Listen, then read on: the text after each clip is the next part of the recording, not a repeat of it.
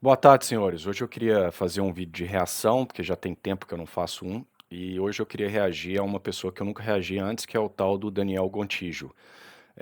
Eu nunca assisti um vídeo do Gontijo, mas muitas pessoas me pediram que eu reagisse a ele, mas ninguém foi capaz de me dar um vídeo específico para que eu assistisse. Então eu olhei os vídeos mais populares dele e encontrei um que tinha um título interessante,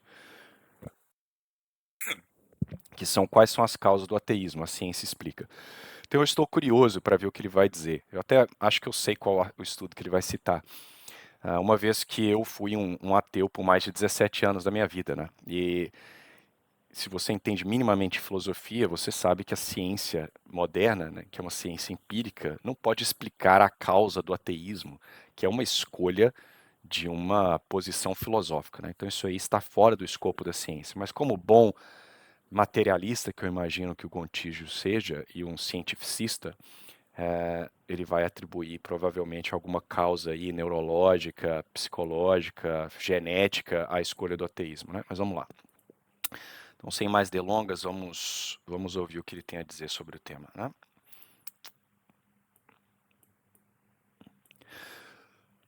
Muita gente acha que os ateus são pessoas que se decepcionaram com Deus, mas não é isso que a ciência diz até o momento. Eu já vou parar por aqui. Eu não sei de onde que ele tirou isso, né? A maioria das pessoas que eu conheço que se tornaram ateias foi por causa de uma má catequese. Elas não tiveram uma boa instrução, não sabem exatamente do que se trata o catolicismo e abandonaram. Mas se o indivíduo ele deixa de ser religioso porque se decepcionou com Deus, isso mostra que ele não vivia, pelo menos no aspecto católico, ele não era católico, né? Mas eu não estou aqui minimizando pessoas que têm uma experiência traumática e ficam né, magoadas com Deus, né? Mas eu duvidaria muito que essa seja a causa que as pessoas geralmente atribuem à perda de fé. Mas enfim, vamos lá. No artigo chamado As Origens da Descrença Religiosa, os pesquisadores Aaron Orenzayan e Will Gervais analisaram diversos estudos sobre esse tema e concluíram que existem pelo menos 4 causas por trás do desenvolvimento do ateísmo. E só para deixar claro, esses autores partem da noção de que o ateísmo é a descrença em seres sobrenaturais em geral, tais como deuses, anjos e Engraçado que ele, olha pra você ver a maldade, né? Ele fala que seres sobrenaturais e ele bota uma imagem de Nossa Senhora aparecendo, né? Como se Nossa Senhora fosse um ser sobrenatural. Ela que foi uma mulher de carne e osso e ainda é uma mulher de carne e osso porque ela foi assunta ao céu, né, com seu corpo. Mas enfim, veja, pode ter sido simplesmente uma gafe aí, mas pode ser deliberado também, né? demônios. E se você curte esse tipo de conteúdo, que você sabe, né? É a alma deste canal, não deixe do ateísmo, seres sobrenaturais. Aí os Gervais mencionam é a dificuldade que algumas pessoas têm de imaginar esses seres sobrenaturais. Pois é, embora se acredite que esses seres não tenham um corpo físico, eles seriam capazes de apresentar alguns processos psicológicos como pensar, desejar e sentir emoções. Isso significa Não. Dependendo de como você sentir emoção não é algo que um espírito possa ter, porque a emoção ela tem uma causa material, tá? Então, isso aí já está errado, ok? Mas vamos lá. Então, as passagens que descrevem Deus como nervoso ou irado, isso são formas de dizer, isso são metáforas, uma vez que, exatamente, de fato, tentar imaginar algo que é imaterial, para nós somos criaturas que aprendemos pelos sentidos, é difícil. Por isso nós fazemos uso de figura de linguagem para tornar essa compreensão mais palatável, né? Mas enfim. que, de certa forma, anjos e demônios seriam como mentes desencarnadas. Então acontece que Não, não são mentes desencarnadas, né? Porque eles nunca tiveram carne para começo de conversa. se você não for assim muito habilidoso para compreender os pensamentos, desejos e emoções dos outros, você vai acabar tendo um pouco mais de obstáculos para imaginar que existem esses espíritos pensantes perambulando por aí, saca? Seria como se você tivesse dificuldades visuais e tentasse ler aquelas letras miúdas de um contrato ou da bula de um medicamento. Por exemplo, um estudo verificou que pessoas com menos capacidade de mentalização, que é essa habilidade de compreender a mente alheia, são menos inclinadas a crer em Deus. E a evidência Ou seja, então ele está basicamente dizendo que um autista tende a não acreditar em Deus. Então, um cara que tem dificuldades de empatizar com o próximo, talvez um borderline psicopata, tende a não acreditar em Deus. Eu não acho que isso vai ajudar muito o seu ponto, não, Gontijo. Mas enfim, vamos lá. Às vezes ele quis dizer outra coisa, né? Vou só dar uma pausa aqui que a cachorra quer sair. Enfim, vamos lá. de que homens e pessoas com autismo tendem a ser menos crentes. Isso ocorreria em parte porque esses grupos têm um desempenho pior em situações que requerem mentalização. Enfim, tal como Então, pera lá. Então pessoas com deficiência tendem a acreditar menos em Deus. Ah, não, cara. Então, será que todo ateu é autista? Então, às vezes eu era autista e não sabia. Obrigado, Deus, por ter me ajudado a superar o meu autismo e começar a abraçar a religiosidade, né? Quem sabe ele alterou a minha capacidade imaginativa aí. Vamos lá. Nossa, isso tá ótimo. pessoas que compreendem mal a teoria da evolução são mais propensas a rejeitá-la, pessoas que são menos capazes de compreender a mente dos outros Não, peraí. Como é que é? Ok, peraí. que requerem mentalização. Enfim, tal como pessoas que compreendem mal a teoria da evolução são mais propensas a rejeitá-la, pessoas que são menos Então, pessoas que compreendem mal a evolução têm maior tendência de rejeitá-la. Então, você está querendo... Pera, isso é uma obviedade, né? Se você não entende algo... Não, pera. Será que ele está sugerindo, então, que pessoas que não acreditam em evolução não têm imaginação suficiente? Elas não são muito imaginativas? Não acho que é isso que ele queria dizer.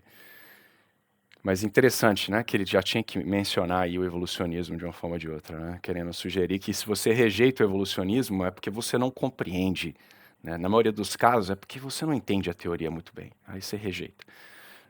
Enfim. Agora, se isso é só pro evolucionismo, te faz refletir um pouco, né? Por que será, né? Porque geralmente o cara que rejeita, não entende, sei lá, física quântica, ele não tende a rejeitá-la, né? Mas se ele rejeita o evolucionismo, talvez não seja porque ele não compreende o evolucionismo, talvez é porque a ideia parece meio absurda, não? Mas enfim. capazes de compreender a mente dos outros são mais suscetíveis a rejeitar que existem mentes fantasmagóricas no universo paralelo. Você vê o cinismo desse cara, né? Ele fica com esses sorrisos aí, com esse jeitinho, mas veja que ele está ridicularizando aqueles que têm crença, né? Você falar mentes fantasmagóricas, né? Impressionante.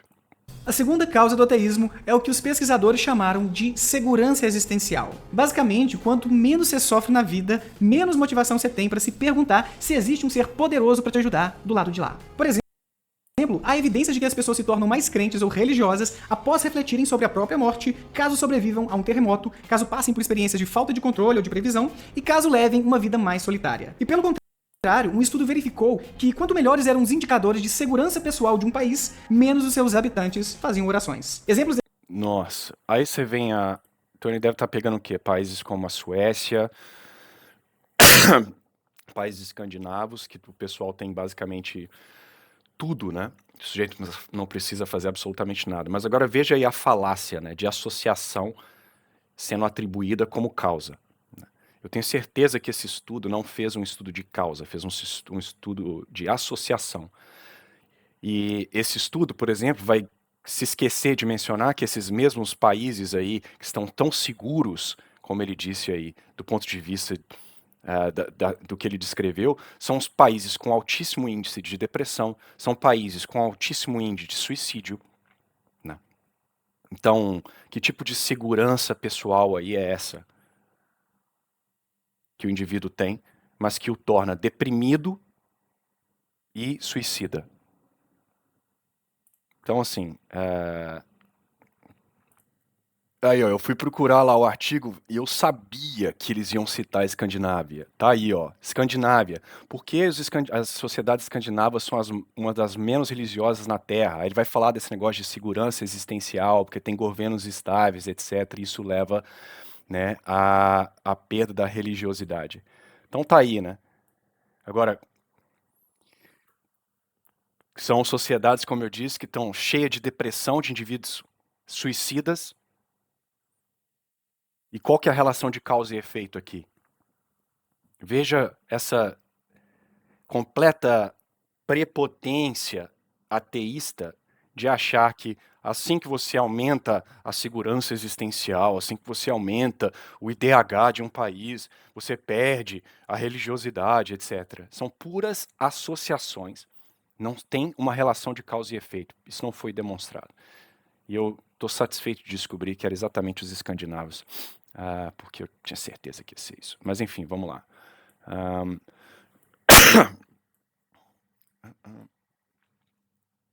Esses indicadores eram melhor distribuição de renda, uma expectativa de vida mais alta e menores taxas de mortalidade infantil e de homicídios. Como concluíram Lorenzain e Menor taxa de mortalidade infantil. Países escandinavos. Porque não estão levando em consideração o aborto que essas sociedades praticam, né? Quantos milhões foram mortos por essas sociedades aí? Minimizar mortalidade infantil. Enfim. entre aspas, onde a vida é segura e previsível, as pessoas são menos motivadas a recorrer aos deuses para lhe socorrer. Já a terceira causa do ateísmo Sim, Gontijo, as pessoas acreditam em Deus para que elas sejam socorridas, né? Eu me tornei católico para ser socorrido. De certa forma, sim, eu vou concordar com você. Ser socorrido da minha podridão, da minha miséria. Mas não porque a minha vida, do ponto de vista material, precisava de socorro. Eu estava estudando na melhor universidade do mundo, ou uma das. Eu tinha os bens materiais que eu precisava. Eu não tive nenhum evento particularmente traumático. E sim, uma conclusão filosófica de que Deus existe. Mas enfim, isso é conversa para outro momento. é a convivência com pessoas que não são muito crentes ou religiosas. Aqui a ideia é que a crença em seres sobrenaturais é aprendida socialmente. Ou seja, a convivência com os nossos pais, avós e amigos exerce uma influência sobre isso, principalmente se eles forem muito devotos. Por exemplo, há evidências de que crianças que Então, pera lá. Então, se o ateu, o cara que... Igual eu, quando eu era religioso, eu fiquei andando bastante com ateu. E isso, obviamente... Ou melhor, quando eu entrei na universidade, eu já estava meio ateu, mas meu ateísmo ele não era lá muito sólido. Eu comecei a sair com gente ateia e o meu ateísmo solidificou. Então, nesse caso, a influência social não pode ser a causa do ateísmo. Então, só vale quando é influência social para a religiosidade? Como funciona isso? estudam em escolas não religiosas e que não vão à igreja com seus pais são mais propensas a duvidar de histórias sobre milagres ou magia. Além disso, um estudo verificou História sobre milagres e magia. Veja como eles colocam milagres e magia na mesma categoria, né? Então, se você está andando com gente não religiosa, você tende a não ser religioso. Uau, graças a Deus que a ciência existe para nos ensinar isso daí, né? Então, se eu andar com um bando de drogado, existe uma maior probabilidade que eu vou acabar me tornando um drogado? Tem. Se eu andar com vagabundos, existe uma grande probabilidade que eu vou me tornar um vagabundo? Sim. E o que isso tem a ver com a veracidade de uma posição ou outra? É óbvio que você é influenciado de forma social. Se você for criado em um lar católico, você vai ter uma maior chance de ser católico. Isso não quer dizer absolutamente nada sobre a realidade ou não, a veracidade ou não do catolicismo. Se você for criado em um lar ateu, como muitos aqui na Inglaterra são, você será, muito provavelmente, uma criança, um jovem ateu. Isso quer dizer, então, que o ateísmo é falso, porque as pessoas tendem a acreditar no ateísmo quando estão perto de ateus? Olha a lógica. Patético, não é lógica, né? São falácias. Ficou que quanto menos um casal se envolvia com a sua religião quando seus filhos eram crianças, menos esses filhos acreditavam em seres sobrenaturais quando eles se tornaram adultos. Os pesquisadores também mencionam que as pessoas que vivem em países menos religiosos, como aqueles do norte da Europa, têm uma chance maior de se tornarem ateias. Como diz... Meu Deus, sério? Uau! Então, de novo, né? Se eu sou criado em um país em que orgias e poligamia é considerado o correto, eu vou ter uma maior probabilidade de me tornar poligâmico. Isso quer dizer, então, que a poligamia é a organização sexual correta em relação à essência humana? Não. Quer dizer que você é influenciado pela sua comunidade. O que isso tem a ver com a veracidade ou não do ateísmo? Mas, para ser sincero, ele não está dizendo isso. Ele não está tentando provar o ateísmo. Ele está dizendo por que as pessoas se tornam ateias. Mas você precisar de um artigo para ser publicado, para te falar que está entre muitos ateus, vai te tornar mais ateus. Diz aquele ditado popular, que todo mundo acha que tá na Bíblia, mas não tá. Diga-me com quem tu andas, que te direi quem tu és. Oi? Não tá. Pode procurar aí. How to get the most of Grammarly. Sorry. O que você acha de andar um pouco mais comigo, participando do nosso clube de membros? Qualquer coisa, dê uma clicada num botão e aprender muito não a pensar de forma analítica. Basicamente, o pensamento analítico é um modo de raciocinar mais lento e trabalhoso, mas que nos ajuda a identificar possíveis falhas ou inconsistências em nossos pensamentos mais rápidos, fáceis e intuitivos. Tá aí, óbvio que ia chegar um momento que eles chamariam os religiosos de burros, né? Então, o cara que pensa de forma analítica, ele tem a maior probabilidade de ser ateu. O cara que supostamente pensa de forma analítica é um cara que acredita que a vida começou em uma poça há 3,8 bilhões de anos. O cara que acredita que é muito bom em pensamento analítico é o cara que acredita que o livre-arbítrio é uma ilusão, colocando em xeque a sua própria crença no pensamento analítico. Eu até gostaria de saber se esse Gontijo rejeita o livre-arbítrio. E eu sei que ele é ateu. Se ele rejeita o livre-arbítrio, a capacidade da deliberação humana, a verdadeira escolha, então o pensamento analítico, lógico, ele é uma ilusão. Então como que o ateísmo pode levar, como que o pensamento analítico pode levar ao ateísmo? Seria atirar no próprio pé. Isso seria gerar uma dúvida em relação à sua própria capacidade de conhecer. O evolucionismo não está aí preocupado, a seleção natural, as mutações, não estão preocupadas com o aumento da capacidade de um organismo de compreender a verdade. Ela está preocupada com nada. O que importa é a sobrevivência e a reprodução, não o conhecimento da verdade. Então, como eu já falei em vários vídeos, você acreditar que você é o produto de um processo cego, isso coloca em xeque a sua confiança na sua capacidade de conhecer e, portanto, na própria ciência. O próprio Darwin compreendeu isso, Em uma carta para um amigo dele lá, físico, ele fala que ele, às vezes, tem dúvidas desesperadoras, porque como ele pode confiar na própria inteligência uma vez que ela veio de um macaco? Mas, enfim. Explicar isso na prática, imagine que uma pequena superfície de um lago está coberta por plantas aquáticas. Como essas plantas se reproduzem muito, essa superfície dobra de tamanho todo santo dia. Se demorasse 48 dias para essas plantas cobrirem todo o lago, quanto tempo elas gastariam para cobrir apenas a metade desse lago? De forma rápida e intuitiva, muitas pessoas respondem 24, porque é a metade de 48. Só que se a gente para analisar, fica claro que a resposta correta é 47. O caso é que pessoas mais analíticas desconfiam mais de suas intuições, e essa desconfiança pode acabar sendo aplicada aos assuntos religiosos. Por exemplo, uma vez que somos cercados por coisas complexas... Não, pera lá. O cara fala no começo do vídeo que é difícil você conceber criaturas incorpóreas, que é necessário imaginação aguçada para ter esse tipo de relação. E agora ele está dizendo que é intuitivo ter crença em Deus?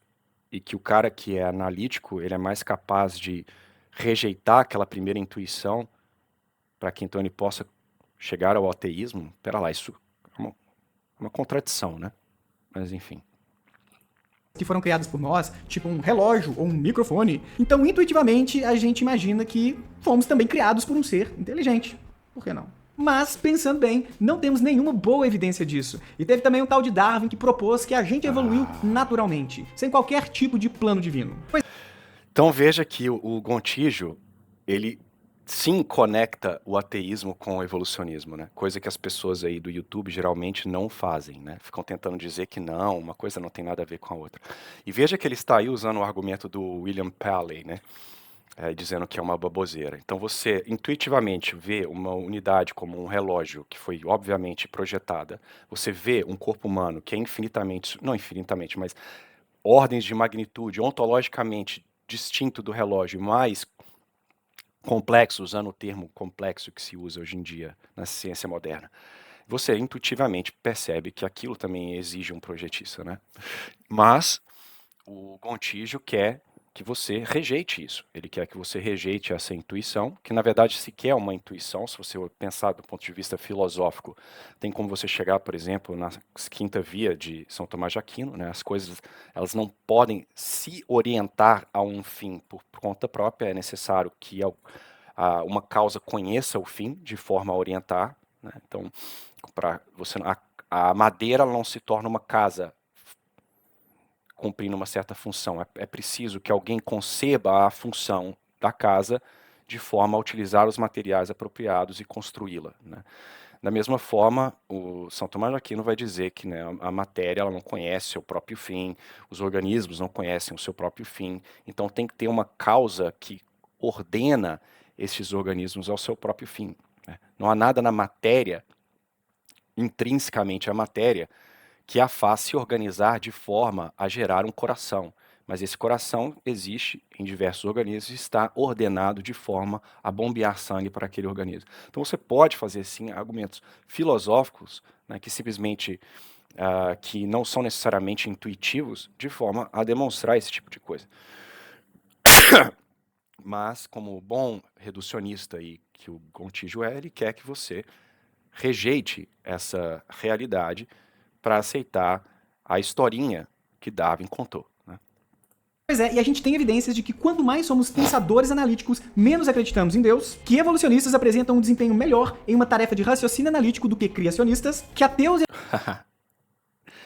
Então, mais uma vez, criacionistas são idiotas e os evolucionistas são mais analíticos, né?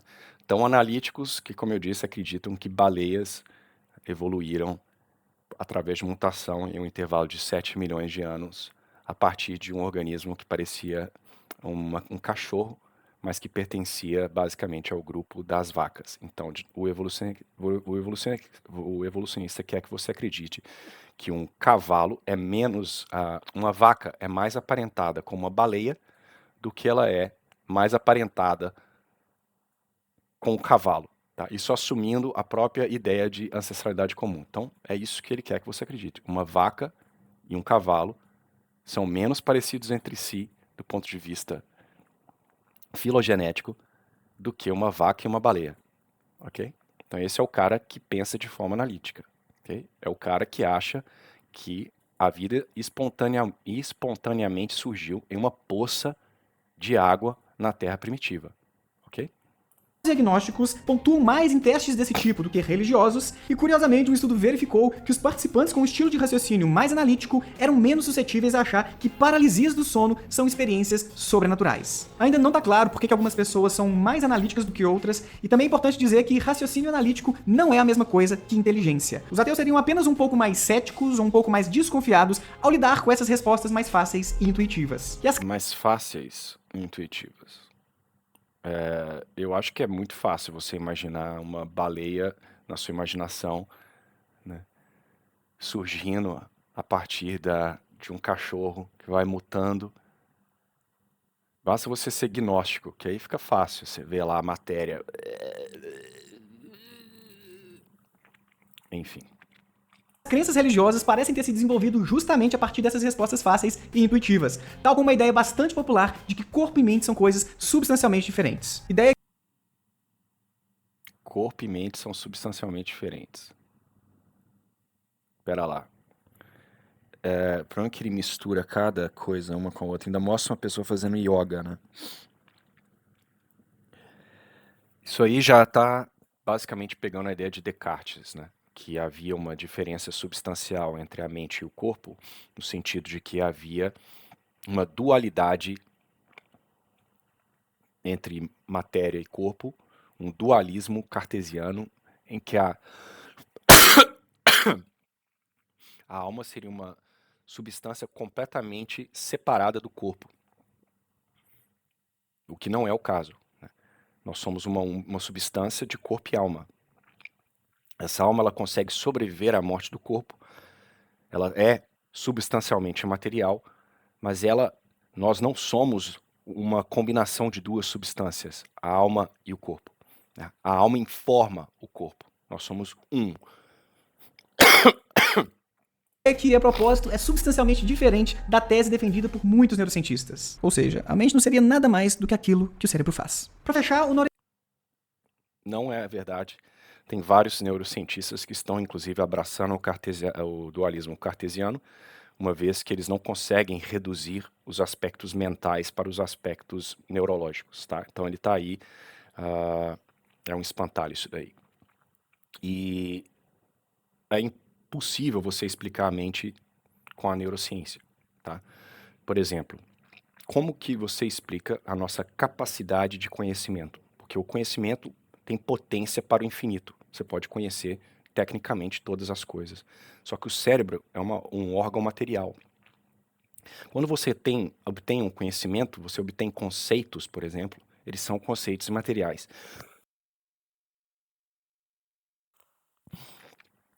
A prova disso é que toda coisa material ela tem uma extensão, né, no espaço. Então, quando você divide, por exemplo, um bolo e tenta dar esse bolo para alguém, você tem que dar pedaços do bolo. E você vai acabar sem bolo. Então, se eu tenho um bolo e eu quero distribuir esse bolo, uma vez que o bolo tem extensão, se eu picar esse bolo e começar a distribuir, eventualmente não vai sobrar bolo para mim. Com o conhecimento, como ele é imaterial, você pode ensinar tecnicamente a mesma coisa para uma infinitude de pessoas sem que haja uma diminuição no seu conhecimento no processo. Então você já tem aí uma evidência, uma prova filosófica de que o conhecimento ele é imaterial, então ele não pode ser reduzido à matéria. Lorenzein e o Gervais afirmam que essas quatro causas atuam não de forma isolada, mas normalmente em interação umas com as outras. Mas é claro que, dependendo da pessoa, uma causa pode acabar tendo um pouco mais de peso do que outra para o desenvolvimento do seu ateísmo. E é bom também esclarecer que filhos de ateus, por exemplo, podem se tornar religiosos, e nem toda pessoa que é férrea no raciocínio analítico vai negar a existência de Deus. As quatro causas que eu mencionei não são uma espécie de receita infalível, e sim condições que aumentam a chance ou a probabilidade de o ateísmo surgir. Não. Se fosse este o caso, o estudo teria sido um estudo causativo, né? Estudando as causas. É um estudo de associação. Algumas são bem objetivas, né? Ou intuitivas. Sim, você andar com pessoas ateias é provável que vai causar em você uma disposição ao ateísmo. Agora, a questão do pensamento analítico, isso é uma questão associativa. Mas enfim, eu tô mal, então eu vou finalizar esse vídeo rápido. Mas, e só pra brincar um pouco, se você fosse um deus tolerante e que curte os ateus, pra criá-los a partir dessa receita científica, bastaria se misturar aqueles 4 ingredientes. Ou seja, uma capacidade relativamente reduzida pra compreender a mente dos outros, uma boa dose de segurança existencial, um lado... Então, você precisa ser psicopata ou autista, ter alto índice de depressão e suicídio, porque eu defini agora, já que é assim que funciona a ciência, eu defini que é uma relação causal, né? Locais onde tem como os escandinavos, que tem essa suposta confiança existencial, leva à depressão e tentativa de suicídio. Então você precisa ser suicida, psicopata ou autista, que é mais?